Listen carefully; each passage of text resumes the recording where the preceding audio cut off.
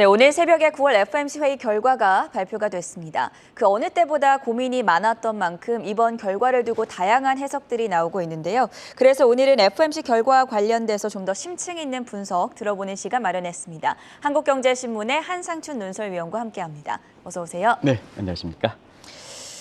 자, 먼저 오늘 새벽에 발표된 9월 FOMC 회의 결과 좀 종합적으로 들어볼까요? 네, 아까 그 방송 전에 페덱스 이렇게 운송을 실어가는 그 그림이 유난히 오늘 이렇게 많이 잡히는데요. 한 3일 전인가요? 페덱스의 유통지수가 아주 떨어져가지고 경기 침체 우려다 하는데요. 정 PD 오늘께서 시청자분의 본격적으로 이렇게 이야기하기 전에 미국의 2년물과 10년물 이렇게 오늘 국채금리를 한번 보여주시죠. 오늘 시장의 포인트다 이렇게 보시면 되겠습니다. 많은 분들이 0.75% 정도 예상한 대로 됐는데 보통 예상한 대로면 주가가 올라갔는데 왜 주가가 떨어졌을까? 가장 궁금해하는 사항이거든요. 그런 것이 이 국채금리에서 나타난 것이 아닌가 생각합니다. 바로 2년물은 미국의 정책금리에 영향을 받죠. 그래서 우리가 이 회의 직전에 회의 기간 중에 상징성 있는 낙인선을 다 돌파할 것이다 하는 전망을 했습니다. 그것이 이제 10년물의 3.5% 수준이고요. 2년물의 4% 수준인데요. 10년물 3.5%는 돌파했죠. 근데 2년물의 4%는 어제 호 임박했다고 오늘 돌파했습니다. 이것이 오늘 증시의 포인트다 이렇게 됐습니다. 그래서 10년물이 이렇게 금리가 떨어진 데에는 경기 침체 우려로 사실 안전자산의 10년물이 선호가 되는 상태에서 국제 가격이 올라가고 국채금리가 떨어졌다 이렇게 됐습니다. 이런 것이 오늘 시장의 관심인데요. 이 내용을 앞서 이렇게 캐스터분께서 이렇게 전해주신 내용, 국내 언론과 다른 각도에서 한번 보겠습니다. 일단 이번에 금리 인상은 페드의 고스톱 홀드 원칙을 철저히 지켰다 이렇게 보시면 되겠습니다. 그러면 이제 고스톱 홀드대로 이번에 금리 인상 결과를 재분석해 보도록 한번 해보겠습니다. 일단 고 단계는 지난 3월서부터 시작됐죠. 그래서 숨가쁘게 고 단계, 띵 단계가 됐습니다. 그래서 그것이 3월 0.25%, 5월 0.5%, 6월 0.75%죠. 그 다음에 이제 스탑 단계를 가게 한 전환기, 과도기는 6월달 0.75%를 7월달 그대로 유지하고 이번에 9월까지 유지했다. 그러면 이제 앞으로 스탑 기간이다 이렇게 됐습니다. 그러면 지금 스탑 기간을 어디에 될 것인가 하는 것이 이번에 전더프 쇼크를 발생시켰던 원인이거든요. 이게 나중에 말씀드리겠습니다. 6월달에 중립금리가 3.4% 정도인데요. 이것이 이번에 올해 4.4% 정도, 내년에 4.6% 정도 되니까 당초보다 좀 이렇게 전환기 0.75%가 더 오랫동안 지속되지 않겠느냐. 그럼 금리 인하 기대가 있는 상태에서 이렇게 보면 0.75%를 9월에 이어서 11월, 나중에 말씀드리겠습니다. 이것이 된다면 투자 심리를 위축시켰던 요인이다 이렇게 됐습니다. 우리가 이제 많은 분들이 잭슨홀 미팅 이후에 그 다음에 9월 그 소비자 물가 8월 소비자 물가 상승 발생 이후에 시청자 여러분한테 1%포인트 100bp 얘기를 많이 했습니다. 근데 방송을 통해서는 그럴 가능성 없다. 고집스럽게 0.75%를 이렇게 말씀드려 왔는데요. 이번에 최악의 사항인 100bp 1%포인트는 인상은 피했습니다. 여러 가지 그 요인에 대해서 나중에 통화정책과 관련되어 있기 때문에 다시 한번 말씀드리면 이번에 부각된 것이 경기 침체입니다. 그리고 국제적인 비판 문제 이런 것을 감안해서 세계 속에 페드만, 그 다음에 세계 속에 미국만 홀로 도야청청 갈 수 없지 않느냐 하는 이런 쪽에 절충점을 찾았다 이렇게 됐습니다. 그리고 9월부터 시작되는 950억 달러를 어떻게 할 것이냐 하는 측면이 이번에 그 페드 회의에서는 계획대로 가는데요. 이것이 금리 인상과 어떻게 조화점을 찾을 것이냐 하는 측면에서 이 계획대로 갈 것이냐 하는 것도 또 하나의 관심점인데요. 역시 950억 달러를 계획대로 가져가겠다 하는 내용도 언론에서 얘기되지 않았던 내용이다 이렇게 됐습니다. 자, 그래서 오늘 궁금증이죠. 월가에서도 궁금증인데요. 0.75% 다들 예상했었죠. 그렇죠. 근데 왜 증시는 올라가지 않았을까? 오늘은 뭐냐? 저 국채금리에서 설명해 드렸다시피 실물 경제 침체 우려가 부각됐다 이렇게 보시게 됐습니다. 그래서 오늘 기자회견 중에 어느 기자가 이런 얘기를 했습니다. 빌 클린턴 얘기하면서 시청자 여러분, 빌 클린턴은 뭐라고 말씀하셨습니까? 바보야. 이제는 경제야. 하는데 거기 기자회견에 참여했던 사람을 제가 줌 통화를 통해서 이렇게 전해주는 거 보면 인플레를 잡지 못한다. 그럼 인플레를 잡다가 실물 경기만 침체시킨다. 이 얘기가 이렇게 입술을 통해서 이렇게 나왔거든요. 오늘 시장의 포인트가 됐다 이렇게 보겠습니다. 어제 이 시간에도 국채 금리가 급등을 했는데 오히려 나스닥 지수보다 다우 지수가 어제 더 많이 떨어진 것에 대한 포인트를 경기 침체 우려로 짚어주셨었거든요. 실제로 연준의 경제 전망에서 성장률이 좀 크게 떨어지지 않았습니까? 네, 어제 국채 금리가 많이 올라갔죠. 그렇죠. 그러면 빅테크 업종과 같은 나스닥 지수가 많이 떨어진다는 것은 시청자 여러분이 다 아실 겁니다. 근데 3대 지수 중에 다우 지수가 더 많이 떨어졌거든요. 네. 이것이 페드 회의 결과와 관련해서 굉장히 시사점이 높을 것이다 하는 말씀을 드렸습니다. 바로 9월의 그 페드 전망, 경제 전망에서 그대로 드러났다 이렇게 보겠습니다. 자, 그 표가 준비됐으면 한번 보시면 되겠습니다. 이번에 나온 9월, 이 분기별 전망은 매 분기마다죠. 그래서 올해 성장률이 작년 12월 달에 4%를 봤습니다. 네. 근데 올해 3월 달에 이렇게 첫 수정은 2.8% 내려잡습니다. 그다음에 2월 달에 두 번째 수정은 1.7%입니다. 이번에 0.2%입니다. 지표 성장입니다. 0.2%는 지표 성장입니다. 우리 방송 캐스트 전에도 이 성장률은 마사지거든요. 그냥 마사지 하지 말고 당신네들이 페드가 마사지 하지 말고 그대로 남았다면 부모부터 태어난 얼굴이 그대로 유지되는 겁니다. 너무 성형수술을 많이 하다 보니까 저렇게 엉망으로 만들어 놓은 것이 페드의 전망입니다. 그런 쪽으로 저희가 한국은행에 있을 때나 대우경제연구소 있을 때 경제 전망을 하면요. 보통 경제 전망을 마사지 한다는 표현을 쓰거든요. 마사지, 그러니까 성형수술이죠. 이래서 마사지를 저렇게 잘못하면 지뢰성장이 됐습니다. 시청자 여러분, 페드가 올해 성장률입니다. 작년 12월에 4% 했던 것을 불과 9개월도 다 되지 않는 시점에서 0.2%로 내려잡았습니다. 네. 이게 아까 국채 금리의 모습을 보여주고 오늘 예상대로 금리를 올렸는데 왜 주가는 급락했을까 하는 것을 보여드리는 겁니다. 그리고 내년 성장률도 한번 보겠습니다. 내년 성장률은 2.2, 2.1 유지에다가 2월 달에 1.7%, 그다음에 이번에 1.2% 내려잡거든요. 그러면 미국의 GDP 성장률, GDP 갭상을 한번 보겠습니다. 시청자 여러분, 인플레가 굉장히 부각됐지만 GDP 갭상의 오큰의 법칙에서 이렇게 보면 페드가 지금 잠재 성장률이 1.75로 보거든요. 그럼 올해 성장률 0.2% 가면 마이너스 여기 나온 대로 1.55의 디플레 갭이 발생하는 겁니다. 그리고 내년 성장률도 마이너스 0.55%포인트 인플레가 아니라 디플레 갭이 발생하는 겁니다. 예. 그러다 보니까 오늘 투자 심리를 위축시켰다 이렇게 보겠습니다. 그래서 오늘 페드에 대한 비판이 많죠. 자, 시청자 여러분도 아시겠습니다만 작년에 가장 본질적인 제1선 목표인 인플레 가지고 사실은 저희 것처럼 미천한 사람도 공급 측 요인을 들어서 일시적이 아니다 했는데 일시적이라고 계속 고집했죠. 이게 이제 뒤늦게 인플레 문제 잡겠다고 해서 3월서부터 그냥 갤로핑으로 금리를 올리는 거 아죠. 세계 국가들한테 전부 국민들의 고통을 안겨주고 있는 거죠. 그러면 이제 완전 고용, 양대 완전 고용도 한번 보겠습니다. 파월 의장이 2에서 3년 후에는 2회나 이게 가더라도 달성하지 못하겠다. 근데 지금 뭐라 그럽니까? 완전 고용 수준이다. 경기가 버티는 수준이 완전 고용 때문에 그렇다. 이렇게 얘기하지 않습니까? 이것도 틀렸습니다. 근데 그동안 잭슨홀 미팅이라든가 이번에 뭐냐면 8월 소비자 물가도 자, 많은 사람이 경기 침체를 원했는데 페드는 뭐라 그랬습니까? 파월이랑 뭐라 그랬습니까? 고용 통계가 괜찮으니까 경기가 괜찮다. 근데 올해 성장률이 0.2%까지 떨어뜨렸습니다.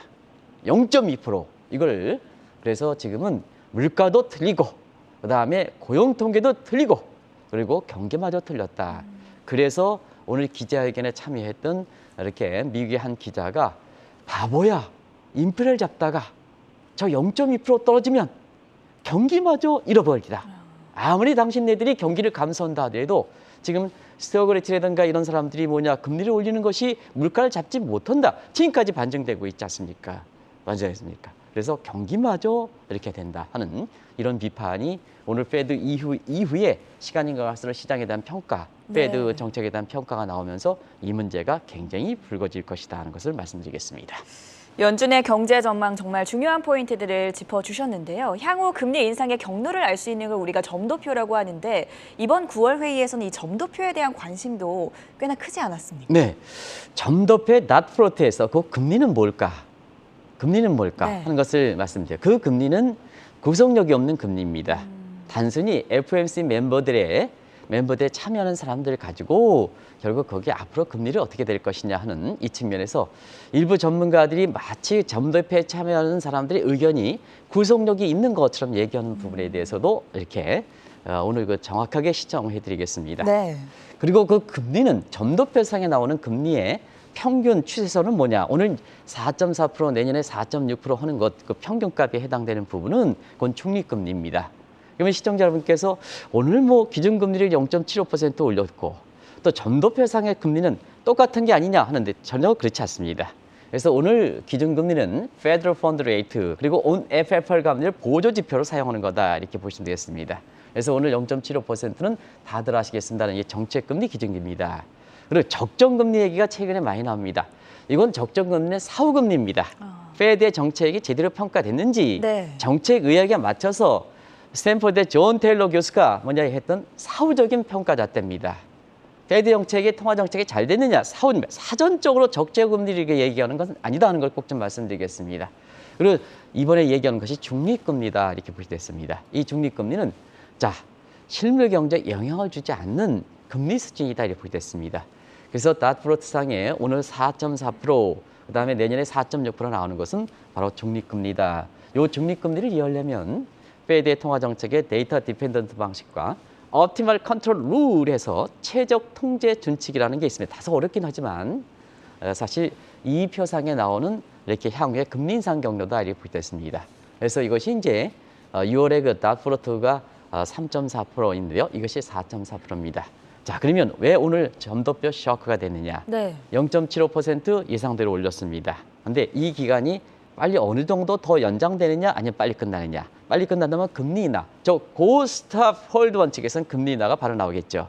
근데 오늘 이 중립금리가 4.4% 올라가니까 자, 이제 두 번 남았습니다. 9월 끝났으니까 자, 페드 회의가 11월과 12월 나오죠. 그러면 4.4%를 올해 연말까지 끌어올린다면 0.75%는 한 차례 더 가야 된다. 한 차례 더 가야 된다. 하다 보니까 투자 심리를 위축시킨 요인으로 작용했다. 이렇게 이제 보시면 되겠습니다.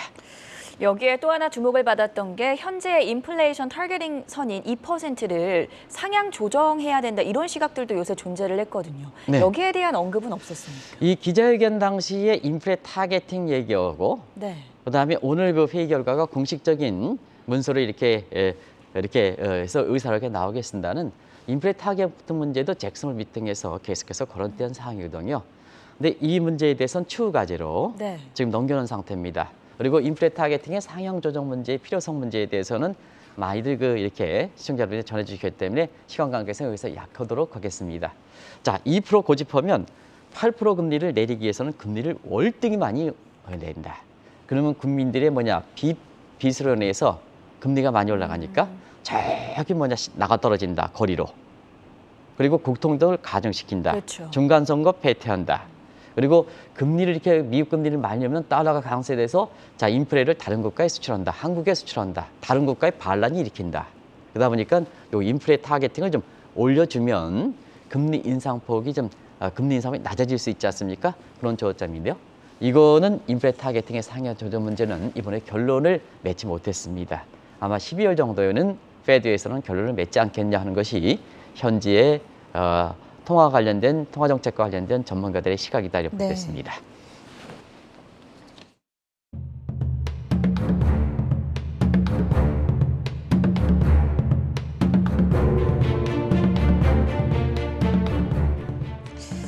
오늘 회의에서 금리를 0.75%포인트 인상함에 따라 연준이 그동안 직면했던 트릴레마 과연 해결할 수 있을 것인가? 이 부분에 대해서도 들어볼게요. 네. 사실 그 트릴레마라는 것은 시청자 여러분들 페드가 갖고 있는 고민이죠. 자, 경기 문제, 금리 문제, 물가 문제 이 세 가지 변수 간에 이렇게 딜레마 상태다. 그래서 트리플 플러스 딜레마의 약자다 이렇게 보여졌습니다. 예. 자, 그러면 감이 이렇게 있으신 우리 시청자분 전문적인 지식을 갖고 있는 사람은 왜 이게 트릴레마의 고민이 문제가 됐을까 하는 측면은 오늘 그 페드의 경제 전망을 통해서 그대로 들어왔습니다. 자, 트릴레마 고충 더 심화됐죠. 왜냐? 물가 상승이 경제 성장률이 0.2% 떨어졌으니까요. 경기 침체 문제가 공식화 됐으니까. 그런 각도에서 보면 자, 지금은 페드가 물가만 잡을 수 페드가 파월 의장이 얘기하는 것처럼 물가만 잡을 수 가는 그런 입장은 아니다 이렇게 됐습니다. 올해 성장률이 0.2% 떨어졌습니다. 네. 재료 성장 많이 나올 겁니다. 미국에서 재료 성장은 국민의 표심과 직결되기 때문에 재료 성장 정체되어 있다는 것은 개척 시대에 이렇게 혁신과 이렇게 상징하는 입장에서는 바이든 대통령이 커다란 부담이 될 거로 이렇게 봅니다. 재료 금리가 아니라 재료 금리는 부채 금리를 낮춰주기 때문에 미 국민들이 환호해 있습니다는 재료 성장, 내가 들어오는 손해 소득이 경화에 따라서는 재료 성장하면 각종 비용 코스를 빼면 가처분 소득은 거꾸로 떨어진다는 얘기거든요. 이 문제는 아마 굉장히 될 겁니다. 그래서 지금 그 파월 의장이 기자회견에서 인플레 문제를 이렇게 얘기할 때 굉장히 얼굴이 찌그린 상황을 이렇게 봤을 겁니다. 왜 그러냐? 지금은 인플레만 잡겠다고 이렇게 하면 경기가 성장률이 0.2% 정도 떨어지는데요. 네. 더 금리를 올리면 마이너스 금리로 떨어지겠죠. 그리고 지금 상태에서 경기를 사실 부양하겠다고 이렇게 금리를 내리면 인플레 문제가 더 불거지겠죠. 그렇죠. 그런 상태가 바로 트릴레마다 이렇게 됐습니다. 그래서 오늘 기자회견에서 이 트릴레마의 고민에 이렇게 뉘앙스를 보면 그대로 나온 게 아닌가 생각합니다. 기자회견 당시에 인플레가 잡힐 때까지 금리 인하, 과거에는 금리 인상을 계속하겠다 하는 입장에서 금리 인하 기대는 금물이다. 이 뉘앙스가 굉장히 과거보다는 약화됐습니다. 약화됐습니다. 하지만 인플레가 잡힌다고 확신이 들 때 인플레 타겟팅이 2%까지 떨어진다는 얘기 아닙니다. 물가가 인플레가 잡힌다고 떨어질 때, 잡힌다고 확신이 들 때는 그때는 금리를 오히려 거꾸로 내리겠다 하는 이 뉘앙스를 보면 월가의 현지 분위기는 자, 이번에 경제 성장률이 0.2% 재료 성장하다 보니까 이 트릴레마의 고충을 그대로 드러나는 게 아닌가. 그래서 오늘 시장에서는 그 해석에 따라서 한번 보시기 바랍니다. 네. 페드 회의 결과가 나올 때는 국채 금리가 확 떨어졌습니다. 국채 가격이 프레시 크래시에서 확 떨어졌습니다. 해석함에 따라서 국채 금리가 안정을 찾고 주가도 거기에 따라서 변동성이 되고 달러 가치가 거기에 따라서 변동성이 많이 되거든요. 그래서 이렇게 해석에 따라서 시장의 모습이 그것이 금리든 그것이 주가든 그것이 달러 가치든 영향하고 경우에 따라서는 비트코인까지 그렇게 해석이 어떻게 되냐에 따라서 변동성이 주가의 움직임이 또 가격 변수의 움직임이 자주했던 하루도 하나의 특색이 있는 모습이다. 이 문제는 앞으로 이번에 그 페드 회의 결과에 따라서 어떻게 해석하느냐에 따라서 향후에 시장 모습이 많이 달라질 것이다 하는 것을 또 말씀드리겠습니다. 이번에 금리 인상을 계기로 그동안 좀 흐트러진 모습을 보였던 연준의 통화정책 잣대가 제자리를 찾을 수 있을 것이라고 보십니까? 네. 일단은 시청자 여러분께서 페드가 통화정책의 잣대를 흔드는 수익률 곡선, 네. 우리가 얘기하는 뭐 단고 장전이 이렇게 했습니다. 자, 올해 수익률 곡선, 벌써부터 수익률 곡선이 역전이 된 게 3월 달, 6월 달은 일시적이었습니다는 이번 같은 경우는 벌써 한 2달 연속 지속되고 있습니다. 금리 스프레드도 40년 만에 이 역전폭이 최대폭으로 확장되고 있습니다. 예.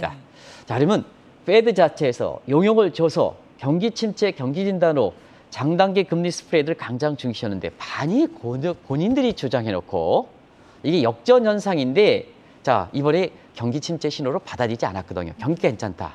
근데 오늘 성장률 0.2% 떨어뜨렸습니다. 내년에도 디플레 갭이 발생합니다. 이제 장단기 금리가 역전됐습니다. 과연 페드 입장에서 더 이상 고용 통계를 들어서 장단기 금리 스프레드의 역전 현상에 대해서 경기 침체 신호로 받아들이지 않을까. 이제는 과거의 실수를 물하고 경기 침체 신호로 받아들일까. 경기 침체 신호로 받아들이겠죠. 한번 시청자 여러분 보시기 바랍니다. 이게 지금의 궁금점이다 하는 것을 말씀드리고 두 번째는 인플레와 실업률 간의 필립스 역관계인데요. 사실상 형식적으로 지금 실업률이 많이 물가가 올라가서 역관계입니다. 그런데 이것이 8월부터 흐트러지기 시작했죠. 네. 실업률이 지금 올라가고 있죠. 올라가는 상태에서 지금 실업 문제에 대해서 지난번엔 대사직 문제, Great Resignation에 대해서 말씀드렸습니다는 지금은 Quick Resignation에서 얘기하고 있는데요. 이거 뭐냐 하면 지금은 코로나 지원금에서 많이 주다 보니까 네. 자, 노동시장에 참여 의사가 없다는 얘기입니다. 그거 가지고 넉넉히 먹고 사니까. 그러면 우리가 실업자 개념에서는 경제활동계의 실업자 수인데요, 분모가. 요 실업자 수에는 자발적으로 노동시장에 참여하지 않는 사람도 있잖아요. 그 사람들은 빼게 되거든요. 네. 그러다 보니까 실업자 수가 과거의 간접으로 보면 실업자가 월등히 줄어들죠. 그러면 성장률이 실업률이 0.5% 내지는 3.5% 내지 3.7% 되죠. 근데 최근에 노동시장과 관련해서 조용한 사직이다 하는 표현, 네. quiet resignation이라는 표현이 지금 나오고 있습니다. 실업률과 관련해서. 이건 뭐냐면 전 앵커야 뭐 그렇지 않겠습니다는 시청자분을 위해서 한국경제TV에 좀 앵커로 이렇게 옵니다. 저도 이제 이게 대담자로서 옵니다. 오늘 저는 밤을 한삼도 못 잤습니다. 네. 근데 사실상 한국경제TV 앵커를 하시고 시청자로서 전력을 해야 되는데요. 적당히 때우는 것. 예를 들어서 한국경제TV의 직원들이 뭐냐, 그냥 열심히 해야 되는데요. 그냥 적당히 해도 넘어가는 것. 이 노조가 쓰이면 그러거든요. 이게 조용한 사직이다. 네. 취업은 하고 있지만 사실상 열정을 사직이라는 다하지 얘기입니다. 네. 사실상 사직. 그러면 이거는 뭐냐? 결과적으로 과거의 관점에서 보면 실업률을 잡혀야 되는데요. 이건 뭐냐? 취업자로 잡힌다는 얘기입니다. 그러면 실업률은 떨어지는 거죠. 그렇죠. 이런 문제가 발생하거든요. 그래서 지금의 물가 실업률 간의 통화정책 잣대가 되는 가장 중요한 지표인데요. 이제는 노동시장의 구조 개편을 해서 이걸 받아들여야 되냐 안 받아야 당신들도 받아들여야 됩니다 하는 것도 네. 얘기를 나누는 거거든요. 그래서 지금의 완전고용이다, 노동시장이 호조, 고용통계가 호조다, 이거 잘못된 거다 하는 것으로 이렇게 말씀드리기로 합니다. 그리고 또 한 가지는 베버리지 곡선입니다. 이 베버리지 곡선은 6월 달에 진단했던 내용이 그대로 적용되고 있습니다. 오늘 시간 관계상 나중에 중요하기 때문에 이거는 6월에 진단했던 적으로 차별 현상이 나타나고 있습니다. 보편적인 통화 정책이 금리 정책이기 때문에 누구를 층별로 고려하지 못한 겁니다. 금리 인상하면 밑에 사람도 똑같이 적용받는 거고 그다음에 소득이 있는 사람 똑같이 적용받거든요. 근데 베버리지 곡선의 구인율과 그다음에 여기 나오는 것처럼 구인율과 이렇게 구인율과 있죠. 실업률이요? 실업률과의 네. 관계가 있잖아요. 관계가 역관계가 형성되지 않거든요. 차별화가 형성되거든요. 2월 달의 내용을 한번 보면요. 그러다 보니까 이 세 가지 내용이 미확인되거든요. 그래서 페드의 고민은 더 심화되지 않겠느냐. 그래서 향후에 만약에 네. 9월 달 소비자 물가 상승률이 확 떨어진다면 향후의 통화 정책이 급변할 수지도 있는 거다. 이게 이제 이렇게 필립스 곡선, 그다음에 수익률 곡선, 그리고 베버리지 곡선 이런 것과 관련돼서 오늘 경제 성장이 확 떨어지다 보니까 이러한 향후에 급변할 가능성도 있다 하는 것을 말씀드리겠습니다. 이번 금리 인상과 지속되는 달러 강세로 인해서 미국이 인플레를 다른 국가들에게 수출을 한다면 과연 그 국가들이 가만히 있겠는가, 공동 대응을 하지 않겠는가에 대한 시각은 어떻게 보세요? 네, 사실 어제 이 문제를 좀 말씀드릴 조금 시간이 관계서 줄였는데요. 지금 오늘 금리를 올렸습니다. 0.75%. 그러면 달러 인덱스가 뭐냐? 아마 오늘 111대 갔을 겁니다. 달러 인덱스가 111대 갈 겁니다. 장 후반에 조금 줄이긴 했습니다는 111대 갔는데요. 결과적으로 뭐냐 하면 미국이 작년에 7월 달에도 종전의 환율 전쟁과 다른 전쟁을 하고 있다. 종전의 환율 전쟁은 자국통화 평가전을 통해서 수출 증대, 경기 회복. 근데 지금은 그렇게 하지 않는다. 인플레 문제가 수입 물가 공급 측이니까 결국 자국통화 강세를 하면 자국은 수입 물가 안정될 수가 있습니다. 근데 달러 강세는 한국의 원화 약세, 중국의 위안화 약세, 유로 약세거든요. 그게 뭐냐? 한국이라든가 중국이라든가 이런 국가에 있어 보면 자국 통화 약세니까 수입 물가가 증폭됩니다. 네. 물가가 더 증폭됩니다. 그러면 페드, 미국, 바이든 대통령, 당신은 물가 진단을 잘못해서 결과적으로 3월 이후에 인플레를 수출하기 위해서 당신만 살겠다고 인플레를 수출해! 자꾸 달러 강세를 통해서. 그럼 뭐냐? 앉아서 한국은 당해야 됩니까? 중국은 당해야 됩니까? 유럽은 당해야 됩니까? 언제까지 당해야 되는 겁니까? 일단 국민들이 당하면 안 된다 하는 측면에서 지금 공동 대응의 노력을 하고 있습니다. 이게 어제 잠시 말씀드렸던 제2의 프라전원입니다.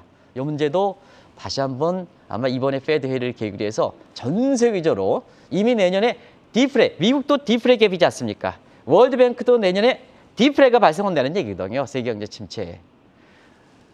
미국에서 세계경제 주도 국가를 하는 국가에 비해 미국이 네. 자국의 보호주에서 자기만 살겠다고 하면 국가의 통수권자가 자기가 살겠다고 자기가 빛나고 이렇게 하면 국민들이 뭐냐? 국민들이 다 죽는 겁니다. 국가의 통수권자는 국민이 뽑아줄 때는 뭐냐? 자기가 뭐냐? 상징성을 줄이고 겸손하게 해야지 국민들은 박수를 치는 거거든요. 예. 세계 주도국이 자기가 살겠다고 이렇게 하면 뭐냐? 다른 국가는 죽는 겁니다. 가만히 있겠습니까? 다음 대선에서 뭐냐? 교체이죠. 교체이죠. 마찬가지 현상이 발생하는 겁니다. 미국도 살지를 못하는 겁니다. 그래서 공동 대응 노력이 지금 나오고 있다. 이 논의도 향후에 굉장히 많이 급진전될 것이라는 걸 말씀드리겠습니다. 자, 마지막으로 우리나라 이야기입니다. 원달러 환율 1,400원 바로 눈앞에 두고 있는데요. 어제 모처럼 좀 좋은 소식이 나오지 않았습니까? 네, 한국경제TV를 통해서 우리가 건의를 했습니다. 네. 국민연금의 해외 투자 문제, 한미 통화사업 문제, 우리가 이니셔티브를 지닌 게 아닙니다. 왜 통화사업은 한국, 미국이라든가 중국만 생각하십니까? 그거 되지도 않는 건데. 자, 우리나라의 기업이라든가 우리 대내 통화사업 문제를 좀 검토해 주십사 하는데요. 어제 국민연금과 한은 간에 통화사업이라는 얘기를 그렇죠. 했습니다. 네. 그래서 우리가 이제 한국경제TV를 통해서 자, 국민연금 이렇게 한국은행 간의 통화사업 문제가 됐는데요. 시간이 다 됐습니다. 그래서 33까지만 해달라 그래가지고 네. 모처럼 좋은 정책이 나왔습니다. 그래서 사실 만약에 그런 정책이 나오지 않았다면 오늘 한미 간의 금리가 0.75%로 최대폭으로 역전되지 않습니까? 그렇죠. 그러면 환율이 지금 1,400원 정도 깡듯이 라인을 벗어날 가능성이 있지 않습니까? 근데 어제 한국은행 간의 국민연금의 모처럼 영내 통화서약 이것이 체결돼서 사실상 근데요, 추가적으로 불법 자금, 특히 유력 인사들의 해외 은닉 자산만큼은 조금 철저하게 조사해달라 하는 것을 꼭 좀 부탁드리겠습니다. 이런 정책이 보완돼야 된다 하는 걸 말씀드리겠습니다. 네, 오늘 FOMC 특집으로 9월 회의에 대해서 다양한 해석들이 나오고 있는데 여기에 대한 평가 기준 저희가 어떻게 가져가 보면 좋을지 자세한 분석 내용 들어봤고요. 지금까지 한국경제신문의 한상춘 논설위원이었습니다. 대단히 고맙습니다. 네, 고맙습니다.